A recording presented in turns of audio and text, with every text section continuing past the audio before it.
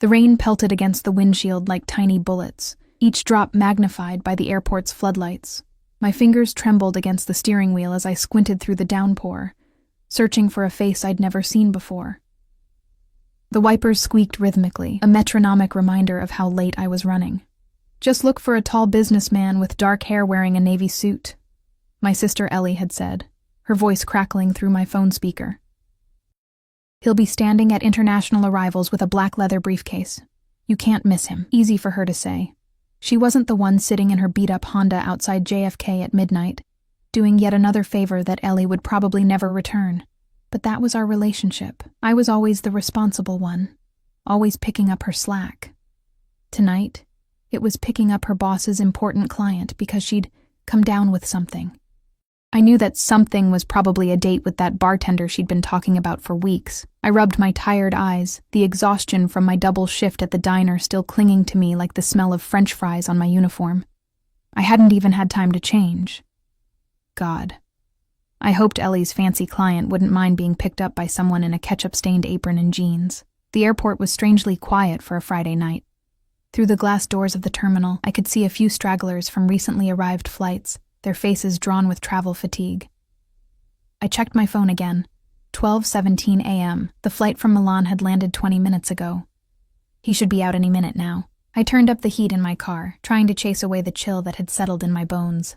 Life hadn't exactly gone as planned for me. At 27, I was supposed to have finished my nursing degree, not dropped out to support my sister after our parents died. I wasn't supposed to be working 60-hour weeks at a greasy diner, coming home to an empty apartment with bills I could barely pay. But here I was, doing it all while Ellie pursued her dream job at that fancy consulting firm, rarely remembering to call except when she needed something. A figure emerged from the terminal, and my heart skipped. Tall, dark hair, navy suit. But as he turned, I saw he was much older, greeting a woman who rushed toward him with open arms. Not my pickup. Then I saw him. He stood just beyond the sliding glass doors, a striking silhouette against the bright lights of the terminal. Tall, yes. Dark hair, absolutely. Navy suit, impeccable. But Ellie had failed to mention how the suit would fit him like it had been poured onto his frame, or how his presence would command attention even in a crowded airport. He wasn't just looking around. He was surveying, calculating, his gaze sharp and assessing. Though he appeared to be alone, I noticed a broad-shouldered man hovering several feet behind him, attention vigilantly sweeping the area. I swallowed hard and reached for my phone to text Ellie's template message.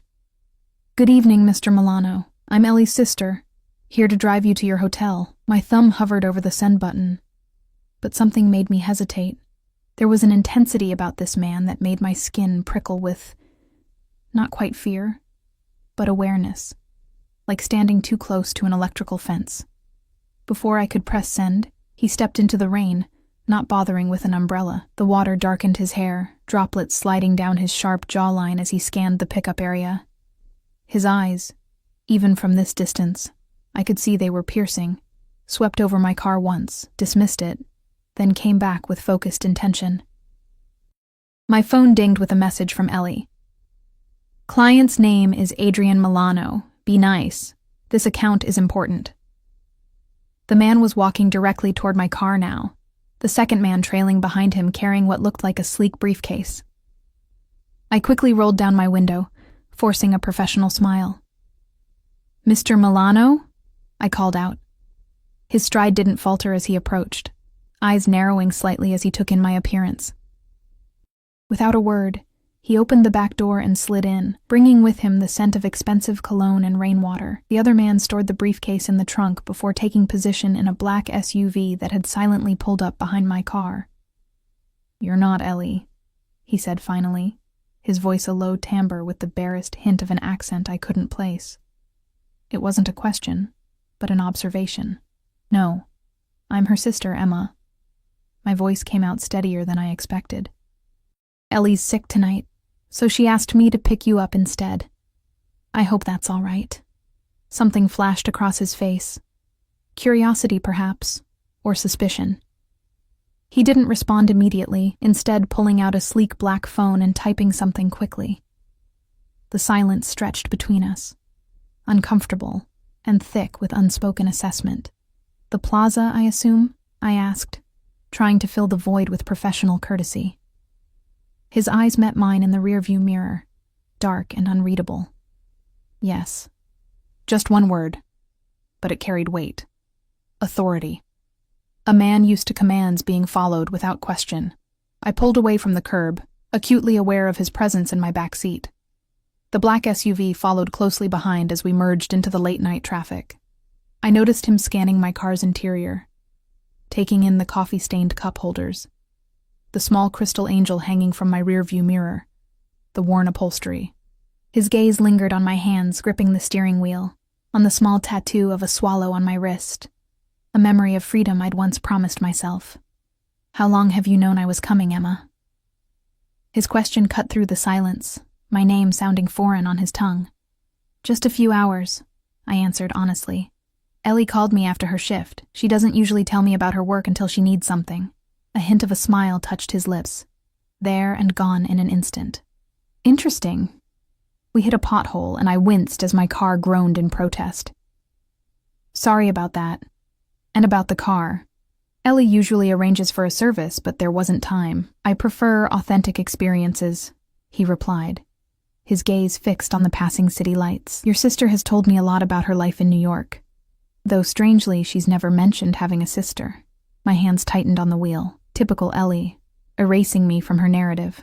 "We're not very close these days, and yet you're here, doing her bidding at midnight." His observation was casual, but penetrating. Rain continued to drum against the roof as we crossed into Manhattan, the skyline glittering through the downpour.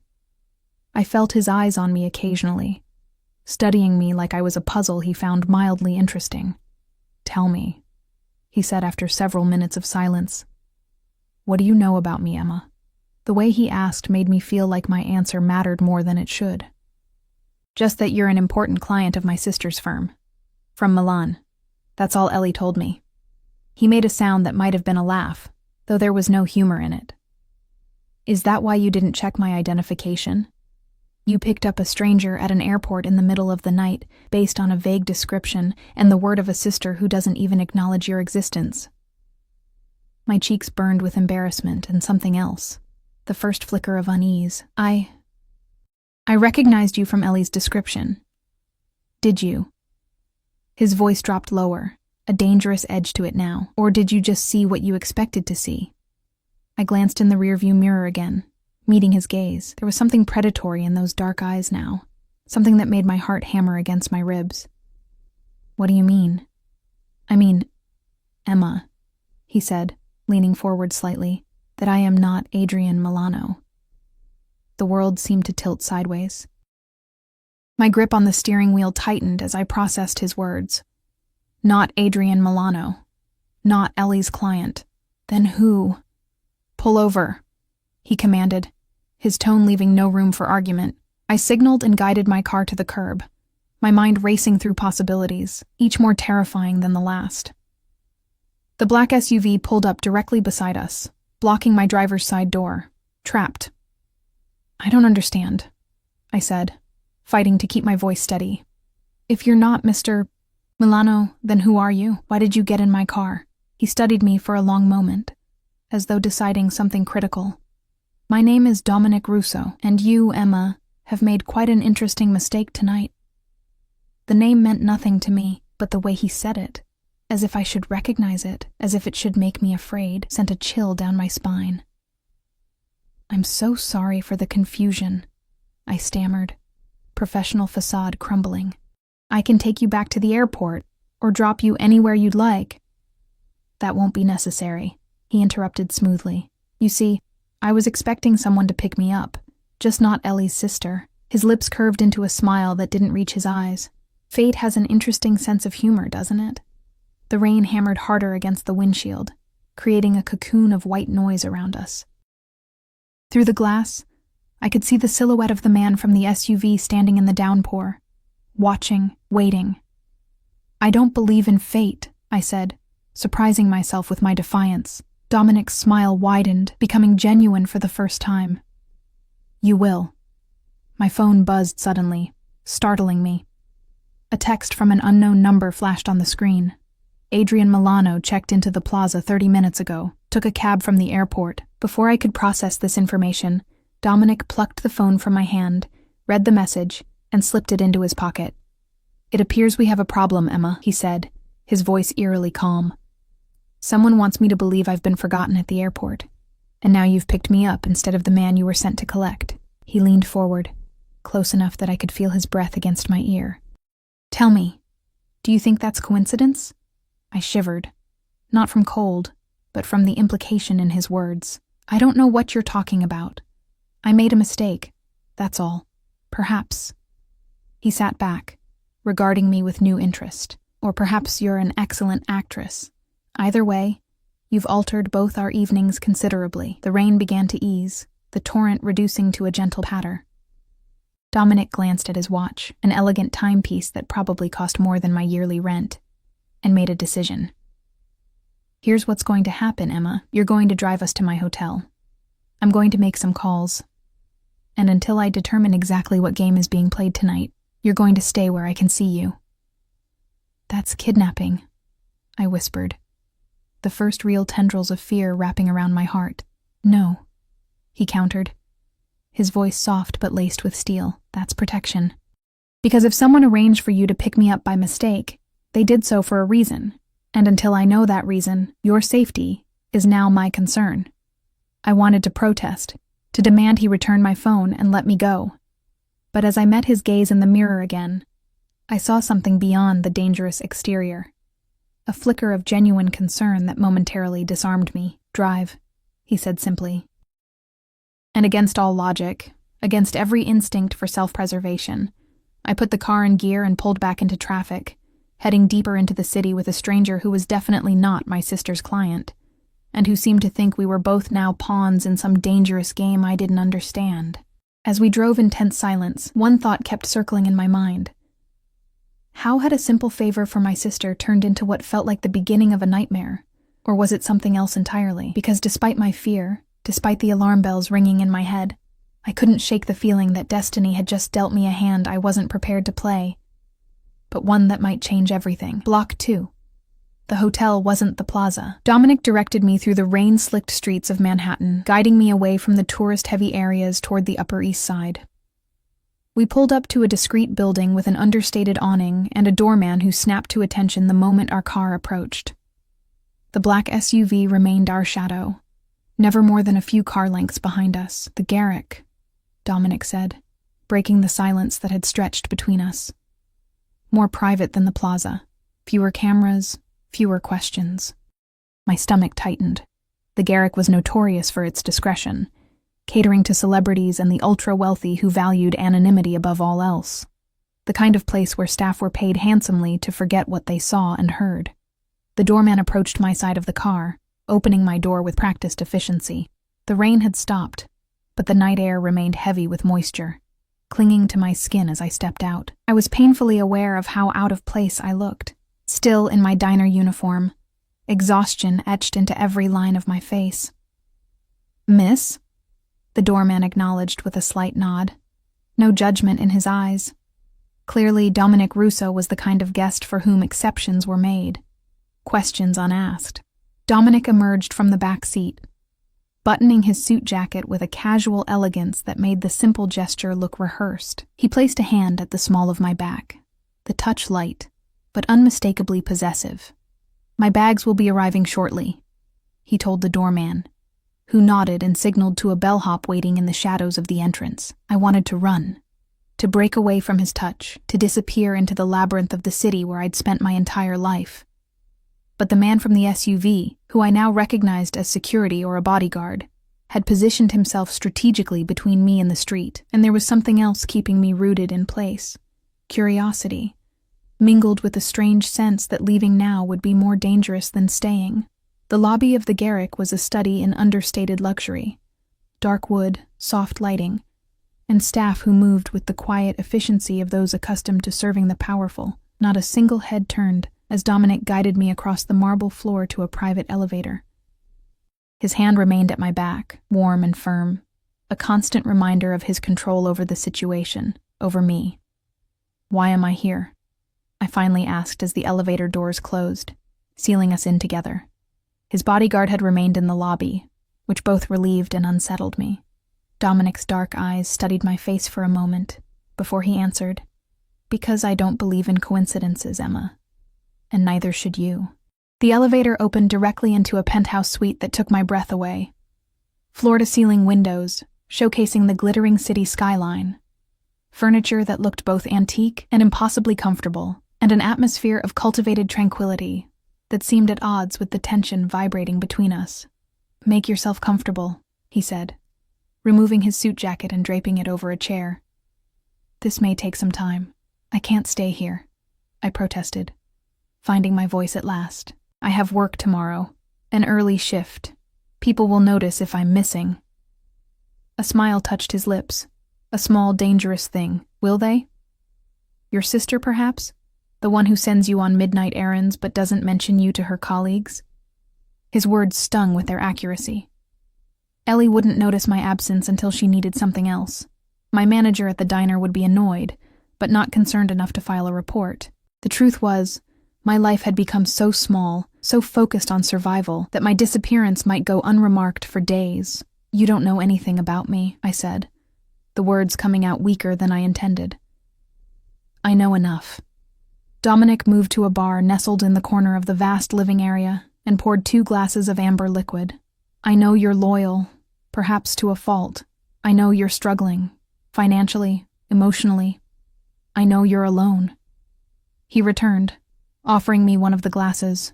When I didn't take it, he placed it on the coffee table and sat in an armchair, watching me with those penetrating eyes. "What I don't know," he continued, swirling his drink thoughtfully, "is whether you're involved in this little charade or merely a convenient pawn. I told you I made a mistake. I was supposed to pick up Adrian Milano." "Yes, Adrian Milano," he interrupted, his tone suddenly sharp. "A man I've never met, from a company I've never heard of, supposedly arriving on the same flight as me, at the same time, matching roughly the same description." He took a sip of his drink. "Tell me, Emma, do you believe that's possible?" When he put it that way, it did sound suspicious. A cold feeling washed over me as I considered the implications. "You think Ellie set this up? That's insane. Why would she—" "I don't know your sister," Dominic said, his voice softening slightly. "But I do know that someone wanted to track my movements tonight. Someone knew I was arriving on that flight, knew what I looked like, and arranged for a car to be waiting. A car driven by someone who wouldn't recognize that I wasn't their intended pickup." The weight of his words settled over me like a shroud. "Who are you?" I asked, barely above a whisper. He regarded me for a long moment, seeming to weigh how much to reveal. "I'm a businessman with interests in various industries. Some people find my success threatening." The way he said it told me there was much more to the story. The suite suddenly felt too small, the air too thick with unspoken dangers. "Please," I said. "I need my phone back. I need to call Ellie, to understand what's happening." "No." His response was immediate, brooking no argument. "If your sister is involved, warning her would be unwise. If she's not, calling her could put her in danger." My legs felt weak, and I finally sank onto the edge of the sofa, as far from him as possible. Danger from what? From who? That's what I intend to find out. He finished his drink and set the glass aside. "In the meantime, you'll stay here, where I can ensure your safety." "I'm not staying the night in a hotel room with a stranger," I said, summoning what little courage I had left. A ghost of a smile played across his lips. "This suite has 3 bedrooms, Emma. Your virtue is safe from me." The smile vanished, replaced by a steely resolve. "But you are not leaving my sight until I'm satisfied you're not involved in this situation." Before I could argue further, a discreet knock sounded at the door. Dominic moved with surprising speed, positioning himself between me and the entrance. He pressed a button on a panel near the door, and a small screen showed his bodyguard standing in the hallway. Dominic opened the door, and the man entered, carrying both the briefcase I'd seen earlier and a sleek laptop. They exchanged a few words in what sounded like Italian, too low and rapid for me to catch. The bodyguard's eyes flicked to me once, assessing, before returning to Dominic. He handed over the laptop and departed without another word. Dominic placed the computer on a desk near the windows and began typing. The city lights cast his profile in sharp relief. The strong jaw, the straight nose, the intensity of concentration. Despite everything, I couldn't help noticing how handsome he was, in a dangerous, untouchable way. "You must be hungry," he said suddenly, without looking up from the screen. The mention of food made my stomach growl embarrassingly loud. I hadn't eaten since my lunch break at the diner, nearly 12 hours ago. "I'll order something," he continued, reaching for a phone on the desk. "Preferences?" The casual domesticity of the question in the midst of this surreal situation nearly made me laugh. "I'm not hungry," I lied. He glanced up, his eyes seeing through the deception effortlessly. "Don't lie to me, Emma. It's pointless and unnecessary." Something in his tone made me bristle. "Fine. A burger, and fries, and a chocolate milkshake." I'd chosen the most mundane, unfancy food I could think of, half expecting him to curl his lip in disdain. Instead, he simply nodded and made the call, ordering exactly what I'd requested, along with something in Italian for himself. While he was occupied with the call, I took the opportunity to look around, seeking exits, weapons, anything that might help me if this situation deteriorated. The suite had a terrace, but we were at least 20 floors up. The bathroom might have a window, but likely nothing large enough to climb through. I was well and truly trapped. "Your paranoia is showing," Dominic commented after hanging up the phone.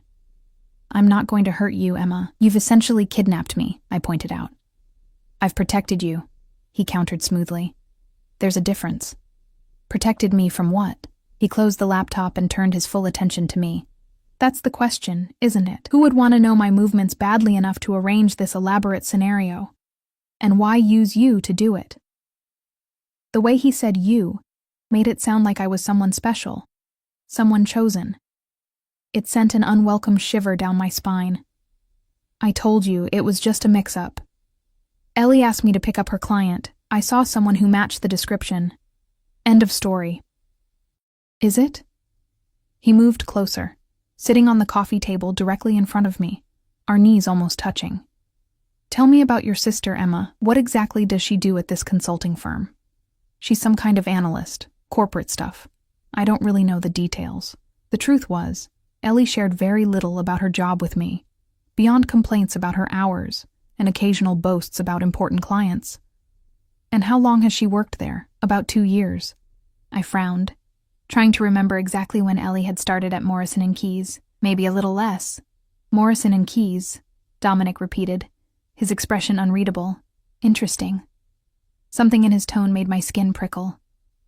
"Do you know them?" "I know of them." He stood abruptly, pacing toward the windows.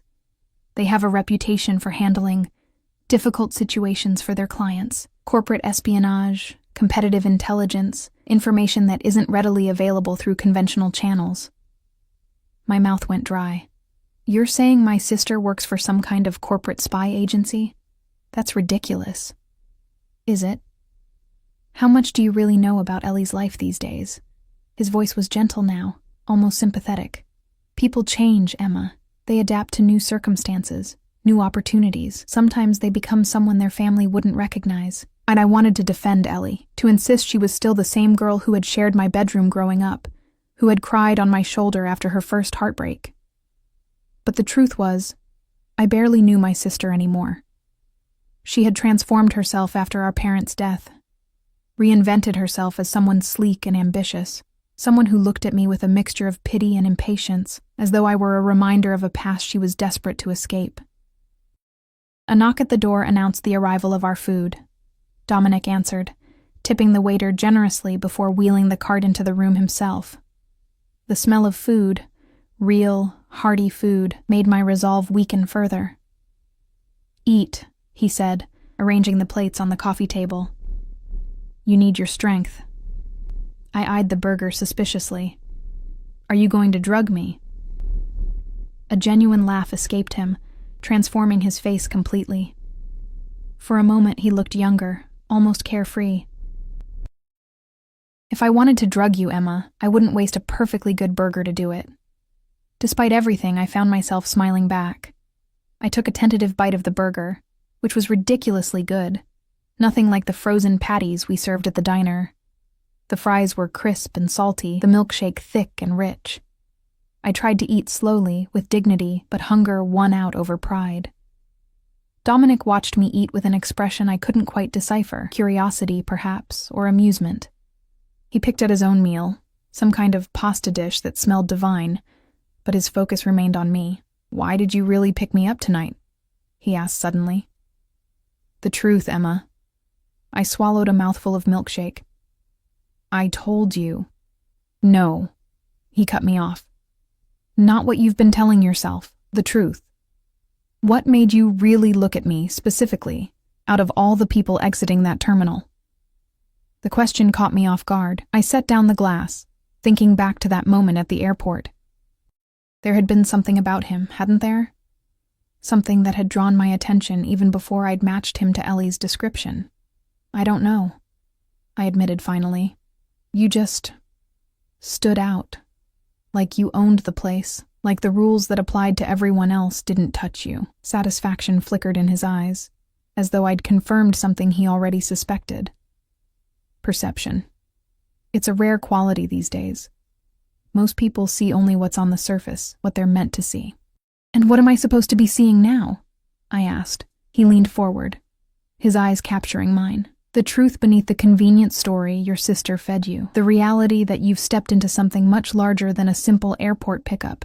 And the fact that, as of tonight, your life has changed irrevocably." A chill ran through me at his words. "I don't want my life to change. I just want to go home." "Home," he repeated, the word sounding foreign on his tongue. "To your empty apartment? To your thankless job? To a sister who uses you when it's convenient?" His voice softened. "Is that really what you want, Emma? Or is it just what you've settled for?" His words cut deeper than they should have, exposing nerves I thought I'd numbed long ago. Before I could respond, his phone rang. A sharp, insistent sound that broke the strange intimacy that had formed between us. He answered with a curt word in Italian, his expression hardening as he listened to whoever was on the other end. The conversation was brief, his responses monosyllabic. But by the time he hung up, a new tension had settled over him. "We have a problem," he said, slipping the phone into his pocket. "It seems your sister has disappeared." My heart stuttered. "What do you mean, disappeared?" "I mean," Dominic said, his eyes never leaving mine, "that when my people went to speak with her, her apartment was empty. No signs of a struggle, but clear evidence of a hasty departure. Drawers left open, closet half emptied, almost as though she knew someone would be looking for her." I finished, a cold dread settling in my stomach. Dominic nodded, watching my reaction carefully. "The question now is whether she was running from me or from someone else entirely." I stood up, my appetite gone. "I need to find her. I need to make sure she's okay." "And you will," he said, his voice carrying an authority that brooked no argument. "But not alone. Because if I'm right about what's happening, whoever arranged for you to pick me up tonight will be looking for both of you now." He moved toward me, closing the distance between us until I could feel the heat radiating from his body, smell the subtle notes of his cologne mingled with the scent of rain that still clung to him. "Like it or not, Emma," he said, his voice dropping to a near whisper, "your fate is now tied to mine, and I protect what's mine, whether they want my protection or not." The possessiveness in his voice should have frightened me, should have sent me running for the door. Instead, I found myself rooted in place, caught in the gravity of his presence, a strange flutter of anticipation replacing the fear in my chest. In the span of a few hours, my carefully constructed world had shattered, revealing glimpses of something darker, more dangerous, and infinitely more alive than anything I'd experienced in years. Sleep eluded me that night, even in the luxurious guest bedroom Dominic had assigned me. The sheets were softer than any I'd ever felt, the mattress perfectly supportive, but my mind refused to quiet. I kept replaying the evening's events, searching for clues I might have missed, explanations that made sense of Ellie's disappearance. Dawn found me standing at the window, watching the city slowly awaken. New York looked different from 20 stories up, more orderly, less chaotic, less real. A soft knock at the door startled me from my thoughts. "Emma," Dominic's voice, already alert despite the early hour. "Are you awake?" I opened the door to find him impeccably dressed in another perfectly tailored suit, this one charcoal gray. He looked refreshed, as though the night's events had barely touched him. I, on the other hand, was still in yesterday's uniform, my hair a tangled mess, dark circles undoubtedly shadowing my eyes. "We need to move," he said, his gaze sweeping over me assessingly. "I've arranged for some clothes for you." "They're in the living room." "Move where?" I asked, voice still rough with exhaustion. "Somewhere safer." His expression revealed nothing. "We've been in one place too long." The living room had been transformed into a command center overnight. 3 men I hadn't seen before worked quietly at laptops, while Dominic's bodyguard from yesterday stood near the door. On the coffee table lay several shopping bags from high-end boutiques. "These should fit," Dominic said, gesturing to the bags. "The bathroom is yours for 30 minutes. It wasn't a request. I gathered the bags and retreated to the massive marble bathroom, where I found toiletries laid out with military precision. Everything a woman might need, from high-end shampoo to makeup. The shower helped clear my head, the hot water washing away some of the previous night's tension. I examined the clothes Dominic had provided. Designer jeans that fit perfectly, a cashmere sweater in deep burgundy, Italian leather boots, even undergarments with tags still attached. How he'd guessed my sizes so accurately was a question I didn't want to contemplate. When I emerged, feeling more human, but increasingly unsettled by the evident resources at Dominic's disposal, he was ending a phone call. His eyes swept over me, lingering for a moment before he nodded with approval. "Better," he said simply. "We leave in 10 minutes. "I'm not going anywhere until you tell me what's happening," I insisted, finding courage I didn't know I possessed. "Where's my sister? Who are you really? And why am I still here?" The men at the laptops paused momentarily, then resumed their work with studied concentration. Dominic moved closer to me, lowering his voice. "Your sister appears to have connections to people who want information about my business dealings. Information worth killing for." His voice was matter of fact, as though discussing the weather. "Whether she's working with them willingly or under coercion is unclear."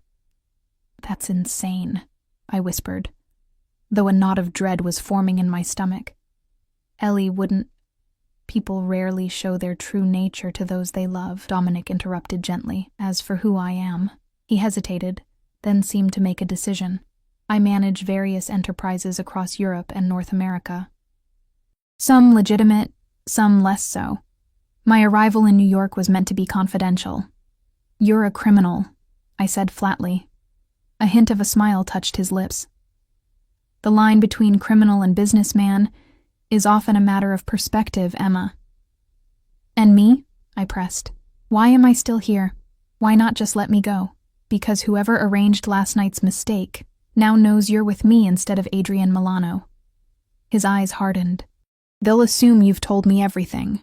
About the setup, about their plans. They'll want to silence you, either to protect themselves or to hurt me."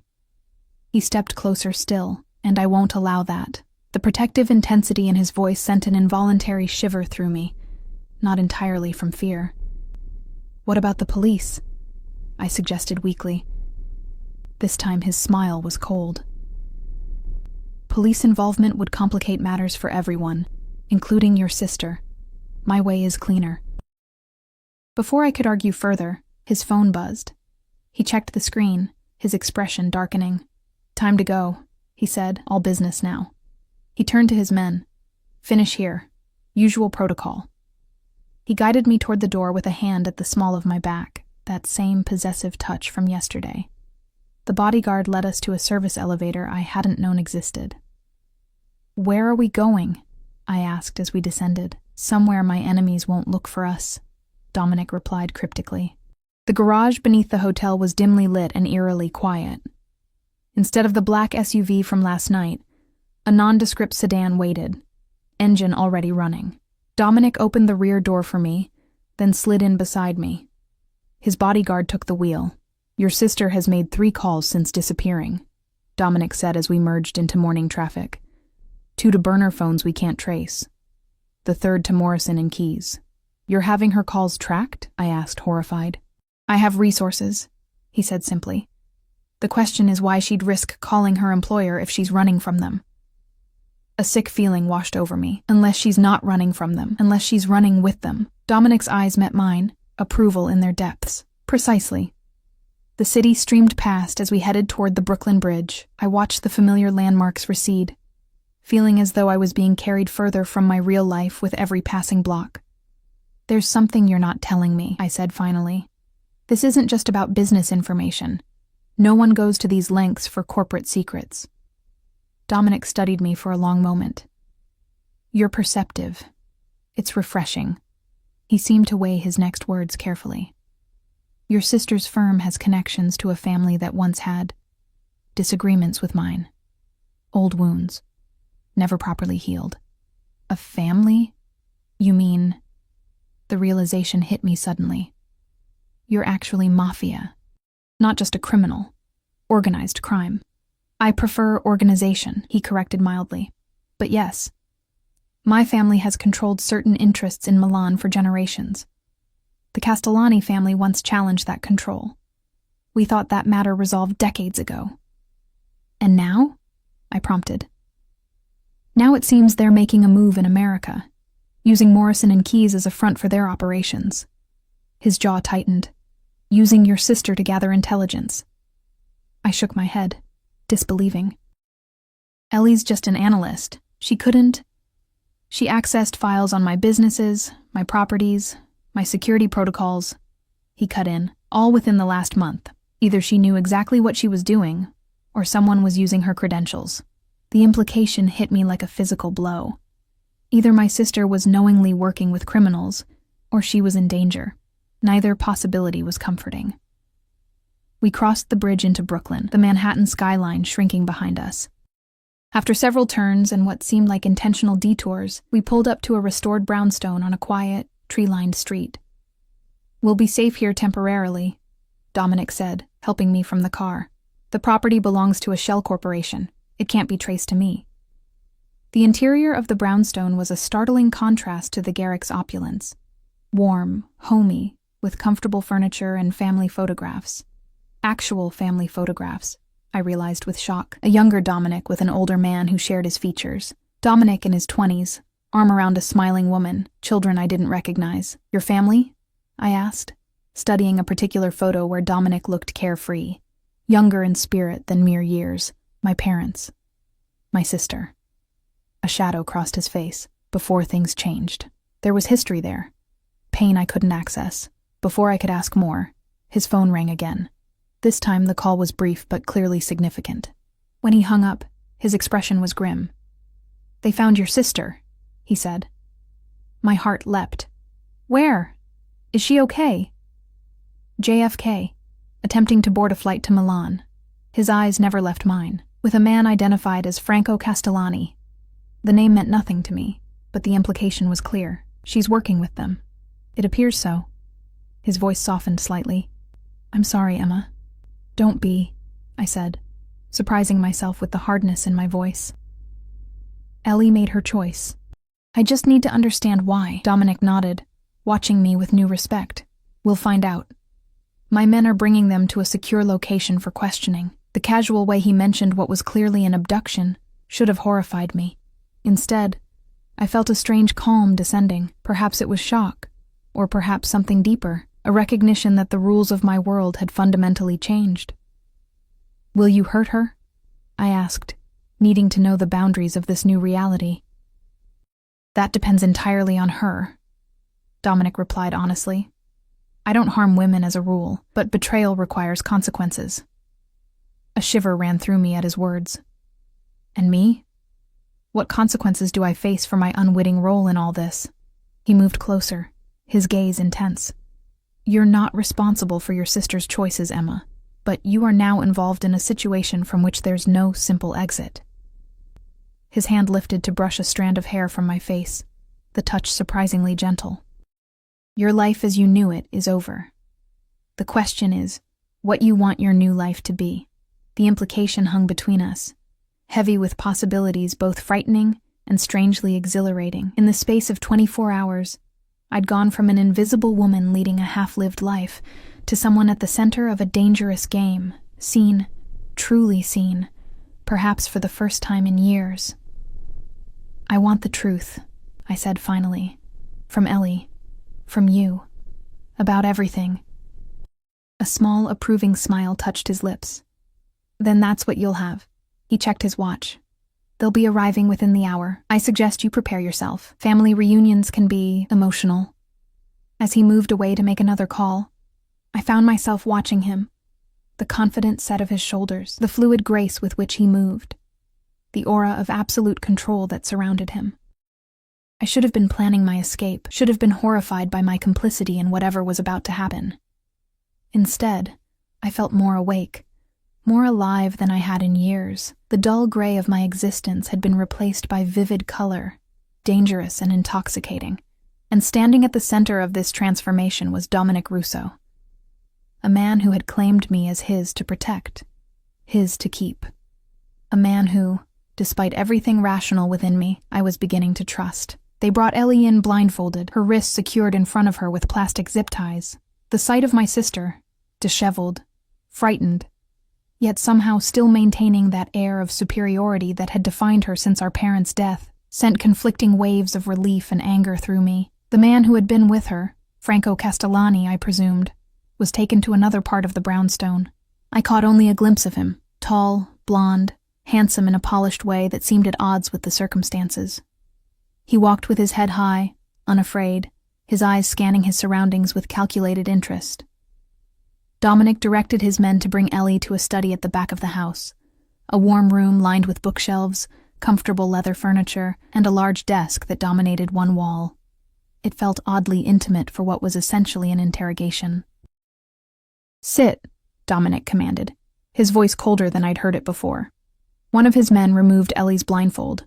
She blinked rapidly, adjusting to the light, before her eyes landed on me. "Emma?" Confusion, then fear, then calculation flashed across her face in rapid succession. "What are you doing here? Are you okay? Did they hurt you?" The concern seemed genuine, but something in her tone rang false, as though she were performing concern rather than feeling it. "I'm fine," I said, my voice steadier than I expected. "No thanks to you." Dominic dismissed his men with a subtle gesture, leaving the three of us alone. He leaned against the desk, observing our reunion with clinical interest. "Emma," Ellie said, lowering her voice to a conspiratorial whisper.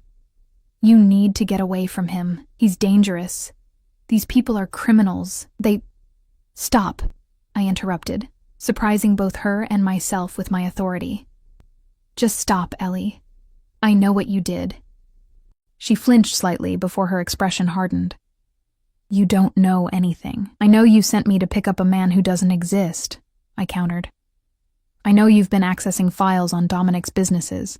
I know you were trying to flee the country with Franco Castellani." Ellie's eyes darted to Dominic, who watched the exchange impassively. "He's manipulating you, Emma. That's what he does. He's a monster. His whole family are monsters." Dominic smiled faintly, seemingly amused by the accusation. The Castellani perspective is always entertaining, if somewhat lacking in self-awareness. "Castellani?" I repeated, looking between them. "Ellie, what is he talking about?" My sister fell silent, her lips pressed into a thin line. "Your sister hasn't been entirely forthcoming about her background," Dominic supplied, pushing himself away from the desk to circle behind Ellie's chair. "Morrison & Keyes isn't just a consulting firm. It's a front for Castellani operations in North America, and your sister isn't just an analyst. She's Franco Castellani's wife. The revelation hit me like a physical blow." "Wife? That's not— Ellie isn't married. 3 years this December," Dominic corrected gently. "A small ceremony in Milan. Very exclusive." I stared at my sister, this woman I thought I knew, searching for any sign of denial. There was none. "Why?"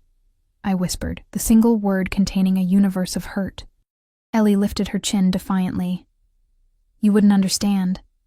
After Mom and Dad died, I was drowning, working 2 jobs just to keep us afloat while you chased that nursing degree that was never going to happen." A bitter edge crept into her voice. "Then I met Franco at a corporate event. He saw something in me. Potential, a future beyond serving drinks and filing paperwork." "So you married into the mafia?" I asked incredulously. "I married into power," she corrected sharply. Into a family that actually gets things done, instead of just talking about rules and ethics while the world burns around them. I recognized the rhetoric. Echoes of arguments we'd had after our parents' accident, when the insurance company had used legal loopholes to deny their claim, when the justice system had failed to hold the drunk driver accountable. And what was I in all this? I asked, a hollow feeling spreading in my chest. Just a convenient cover for your new life? Something like regret flickered across her face.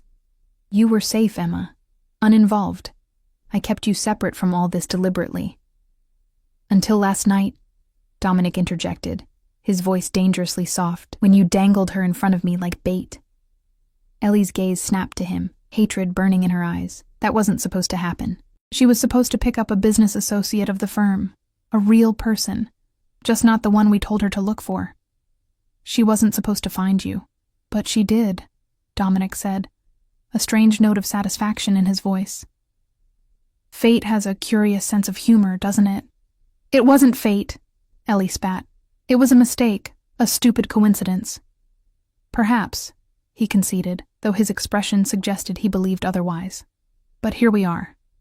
Your sister, now deeply involved in a conflict she knew nothing about. Your husband, currently explaining to my associates why he thought infiltrating my organizations was worth the inevitable consequences. He leaned down, his face close to hers. And you, about to tell me exactly what information you've gathered and who you've shared it with. Ellie's defiance crumbled slightly at the mention of her husband. If you hurt Franco, that depends entirely on his cooperation, Dominic cut in smoothly, and yours. I watched this exchange with a strange detachment, as though observing strangers. The sister I thought I knew had been living a double life for years, had married into a criminal family, had been lying to me with every interaction. The ground beneath my reality had shifted completely. I want to talk to my sister alone, I said suddenly. Both Dominic and Ellie looked at me with surprise. Please, I added, meeting Dominic's assessing gaze. 5 minutes. He studied me for a long moment before nodding once. 5 minutes. I'll be right outside. The warning in his tone was clear. He would be listening, and he would intervene if necessary. When the door closed behind him, Ellie sagged in her chair, the performance of strength evaporating. Emma, listen to me. Whatever he's told you— No, I interrupted, moving closer to her. You listen. Our parents are gone. You're the only family I have left, and you've been lying to me for years, living some secret life, married to a man I've never even heard of, while watching me struggle paycheck to paycheck. My voice broke slightly. Do you know how many nights I lay awake worrying about rent, about keeping our family home, about failing the promise I made to Mom and Dad to finish nursing school? Guilt flashed across her face. I sent you money. Crumbs, I corrected bitterly. Just enough to keep me dependent, but not enough to change anything. Meanwhile, you were what? Living in luxury? Playing mafia princess? It wasn't like that, she protested. Franco's family— they have expectations, rules. I couldn't just— Save it, I cut her off. Here's what's going to happen. You're going to tell Dominic everything he wants to know. Everything. Because right now, he's the only reason you and your husband aren't in the bottom of the East River. Ellie stared at me, shock evident on her face. You can't be serious. You're siding with him? After he kidnapped you? He protected me, I corrected, the realization solidifying as I spoke. Which is more than you ever did. He's a criminal, Emma. So is your husband, I shot back. At least Dominic has been honest with me. The irony of defending a man I'd met just 24 hours ago wasn't lost on me, yet something deep inside told me I could trust Dominic Russo. At least more than I could trust the sister who'd been deceiving me for years. What has he done to you? Ellie whispered, searching my face. This isn't you, Emma. Perhaps she was right. The Emma of 2 days ago would never have found herself in this situation, never would have aligned herself with someone like Dominic. But that Emma had been half alive, sleepwalking through existence. The woman standing before Ellie now felt awakened, her senses sharpened by danger and betrayal. You don't know me anymore, I said quietly. Maybe you never did. I moved toward the door, then paused with my hand on the knob. One last thing. The house. Our parents' house. Did you sell it? Confusion crossed her face. What? No, it's still in both our names. Why would I? Because you've lied about everything else, I said simply, then opened the door. Dominic stood just outside, his posture relaxed but his eyes alert. He took in my expression with a single glance, then nodded slightly, as though I'd confirmed something he already suspected. She's all yours, I said, stepping aside to let him pass. As he moved back into the study, his shoulder brushed against mine, a brief contact that sent an unexpected current through me. He paused, his eyes meeting mine with an intensity that made my breath catch. Join me, he said, his voice low enough that only I could hear. Not a command this time, but an invitation. I hesitated only a moment before following him back into the room. Ellie watched this interaction with growing horror, her eyes darting between us as understanding dawned. Oh my God, she breathed. Emma, don't tell me you've fallen for him. After one day? Are you that desperate? The accusation stung, but I kept my expression neutral as I took a seat in a leather armchair, deliberately positioning myself beside Dominic rather than my sister. Now, Dominic said, his voice taking on that steel edge again. Let's try this conversation once more, with complete honesty this time. He glanced at me, a silent question in his eyes. I nodded, giving my permission for whatever came next. In the space of a day, I had crossed a boundary I never imagined existed. I had aligned myself with a man who, by his own admission, operated outside the law, against my own sister. Yet as Ellie began to talk, reluctantly at first, then with increasing detail as she realized the futility of resistance, I felt no regret, only a strange sense of clarity, as though I were finally seeing the world as it truly was, without the filters of illusion I'd clung to for so long. And beside me sat Dominic Russo, a man of violence and power, watching me with something that looked remarkably like pride, and something deeper, more primal, that sent heat spiraling through my body despite the gravity of the situation. My world had shattered, but from the fragments, something new was taking shape. Something dangerous, exhilarating, and undeniably real. Night had fallen by the time Ellie finished her confession. What began as reluctant admissions evolved into a flood of information. Names, dates, operations, connections between Morrison and Keyes and Castellani enterprises across the globe. With each revelation, Dominic's expression grew more thoughtful, his questions more precise. Franco had been brought in midway through, his earlier bravado replaced by a grim resignation. Unlike my sister, he offered no resistance, answering Dominic's questions with a strange mix of professional courtesy and fatalism. There was a code at work here that I didn't understand, an underworld etiquette that both men seemed to navigate instinctively. As servants of that code, Dominic's men had come and gone, recording details, making calls, occasionally providing updates in rapid Italian that I couldn't follow. Through it all, I remained silent, absorbing this new reality, watching my sister's double life unravel thread by thread. Enough, Dominic finally said, checking his watch. You've been forthcoming. That will be considered. The implication hung in the air, that their fate remained undecided, that their cooperation had bought them time, not freedom. Franco nodded once, accepting this uncertain future with dignified resignation. Ellie, however, turned to me with desperate eyes. Emma, please, she whispered. Don't let them. Take them to the safe house, Dominic instructed his men, cutting off my sister's plea. Standard protocol, but comfortable accommodations. They're family, after all. Family. The word echoed strangely in my mind. Not my family, I realized, but someone's. These people, Dominic, Franco, even my sister now, operated within structures of loyalty and obligation I was only beginning to glimpse. After they were gone, a heavy silence descended on the brownstone. Most of Dominic's men had departed with the prisoners, leaving only 2 guards stationed discreetly outside. The house felt suddenly vast, empty except for Dominic and me. He poured 2 glasses of amber liquid from a crystal decanter and offered one to me. You did well today. I accepted the drink, the crystal cool against my palm. Did I? I just watched my sister get taken away like a criminal. She is a criminal, he said mildly. As am I. as is her husband. The difference is in our codes, our loyalties. He studied me over the rim of his glass. And our honesty. I took a sip, the whiskey burning pleasantly down my throat. What happens now? To them? To me? Dominic moved to stand by the window, looking out at the Brooklyn night. Franco and Ellie will be guests of my family until certain arrangements are finalized. They won't be harmed unless they attempt something foolish. Guests. I repeated skeptically. You mean prisoners? He turned back to me, a faint smile playing at his lips. In my world, Emma, the line between guest and prisoner is often fluid.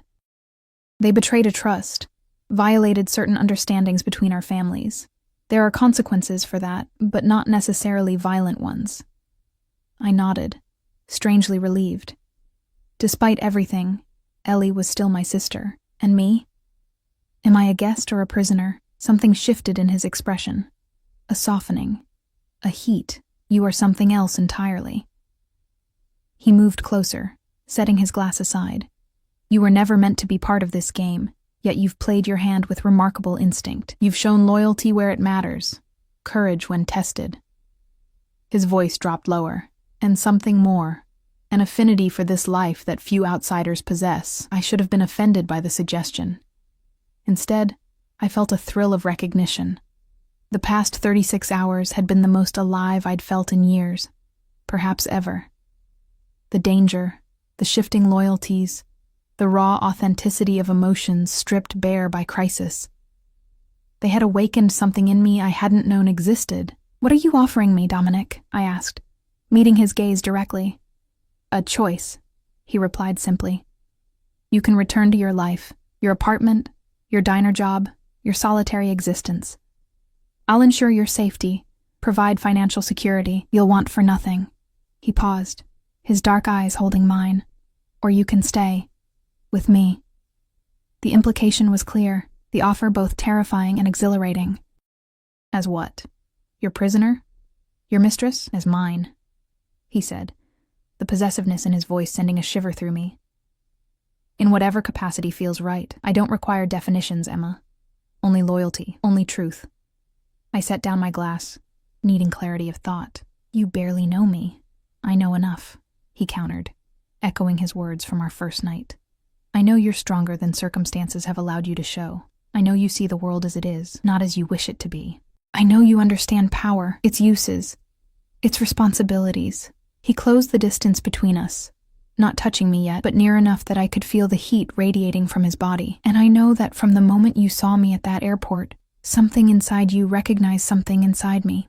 The truth of his words resonated in my chest. There had been a recognition, hadn't there? A pulling together of two magnets, inevitable and elemental. This is insane, I whispered, more to myself than to him. People don't just fall into new lives like this. Don't they? His hand lifted to my face, fingers tracing the line of my jaw with exquisite gentleness. Sometimes, Emma, the life we're living is merely a placeholder until our real life finds us. His touch ignited something molten within me, a desire I'd never experienced with such intensity. I dated, had relationships that felt significant at the time, but nothing had prepared me for this visceral pull toward a man who represented everything I should fear. If I stay, I said, my voice steadier than I expected, I need to know who I'm staying with. Not just your business, your position. You, the man. Something like respect flickered in his eyes. Fair enough. He gestured toward a nearby sofa. Ask what you will. We sat facing each other, close but not touching, as Dominic Russo revealed himself to me. He spoke of his childhood in Milan, the son of a powerful family with centuries of history, of a father who ruled with calculated precision and unexpected compassion, of a mother who taught him that power without purpose was merely tyranny.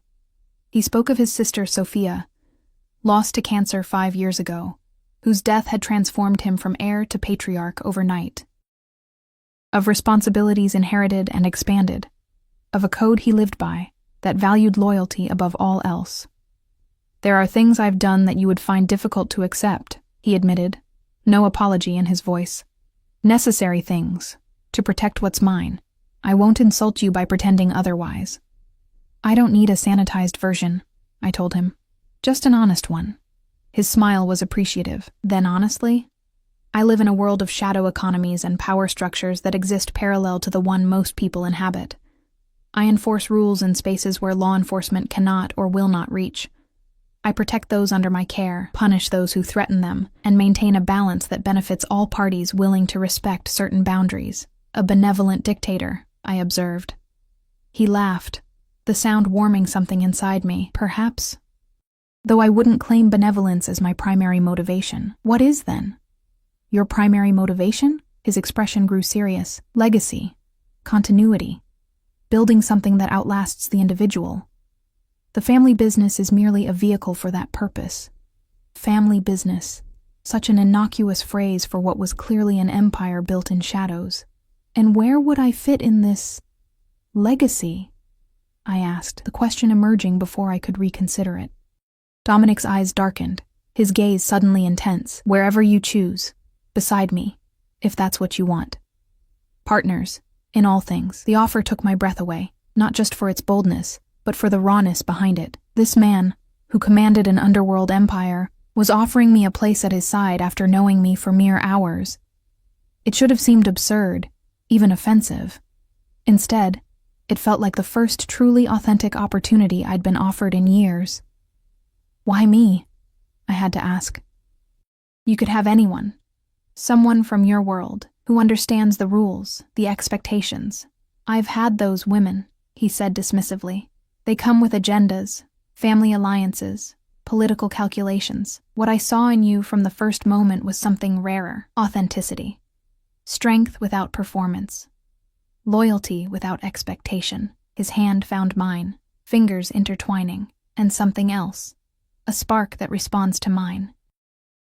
The heat of his touch traveled up my arm, settling low in my belly. And if that spark burns us both? His smile was both dangerous and tender. Then we burned together. The space between us seemed to compress, charged with possibility.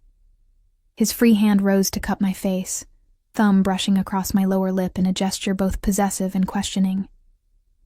I need time, I said, barely recognizing my own voice. It's too much to process in 2 days. Instead of disappointment, respect flashed in his eyes. Of course. I didn't build my empire on hasty decisions, Emma.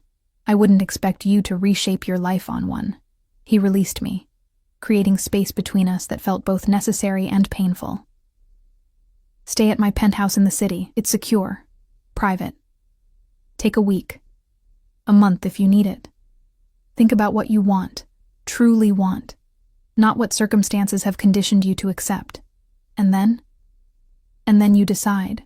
No pressure, no consequences either way. His expression grew serious. But understand this. If you choose to stay, it's not a temporary arrangement. Not for me. I don't share what's mine, and I don't relinquish it easily. The possessiveness in his voice should have alarmed me. Instead, it sparked something primal and responsive within me. A desire to be claimed, to belong, to matter so deeply to someone that they would reshape their world to include me. And Ellie? What happens to her and Franco? That depends partially on you, he said honestly. Family ties matter in my world. If you become part of mine, your sister gains certain protections by extension. It wasn't a bribe, I realized. Just a statement of fact. The reality of how his world operated. 3 days ago, I'd been a waitress living paycheck to paycheck, invisible to the world around me. Now I stood at a crossroads I'd never imagined possible, offered a life of luxury, power, and danger by a man who had awakened parts of me I hadn't known existed. 1 week, I agreed finally, to decide. Dominic nodded, satisfaction evident in his eyes. He rose, extending his hand to me. Then let's begin your education. See the world I'm offering before you choose whether to accept it. I placed my hand in his, the decision feeling momentous despite its temporary nature. As his fingers closed around mine with gentle strength, I knew with sudden clarity that I was already falling, not just for this man, but for the life he represented, a life of consequence, a life where I would never again be invisible. 1 week later, I gave Dominic my answer. I never returned to my apartment, never picked up another shift at the diner. Ellie and Franco eventually earned their way back into the complex hierarchy of families, operating now under Dominic's protection and supervision. And I became what destiny had intended from the moment I mistakenly picked up a mafia boss at JFK Airport. Not a victim or a pawn, but a queen in a dangerous game I was born to play. Dominic's equal, his partner, his conscience sometimes, and always, irrevocably, his. The mistake that had seemed like the end of my world had actually been the beginning of my life.